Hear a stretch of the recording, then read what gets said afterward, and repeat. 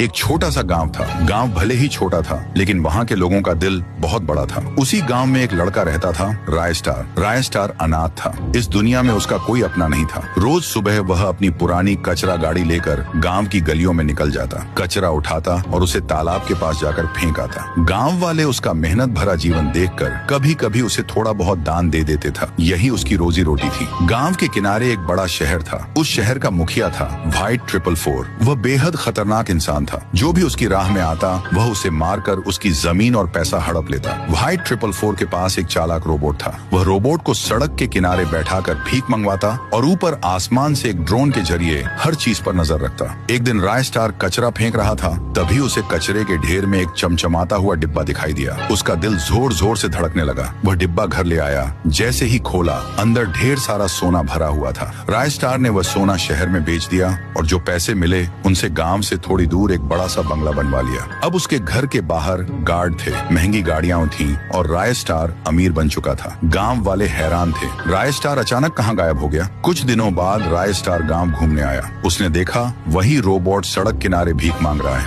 रायस्टार को उस पर दया आ गई। उसने रोबोट से कहा, चलो मेरे घर चलो। रोबोट चुपचाप उसके पीछे चल पड़ा, लेकिन ऊपर आसमान से व्हाइट 444 सब कुछ ड्रोन से देख रहा था। रात को जब रायस्टार सो गया और गार्ड अपने घर चले गए, तभी व्हाइट 444 घर में घुसा और रोबोट के साथ मिलकर सारा सामान चुरा लिया। सुबह रायस्टार ने सब कुछ खाली देखा। वह समझ गया यह धोखा था। कैमरा चेक किया और बिना वक्त गंवाए बाइक लेकर सीधा व्हाइट 444 के घर पहुंच गया। वहां दोनों चोरी के बाद चैन से सो रहे थे। रायस्टार ने उन्हें जगाया और कहा, और कहां, चोरी कर कर तो मजा आ ही गए होंगे। अब लोग जिंदगी भर चोरी करना। और फिर दोनों को रायस्टार ने मार दिया।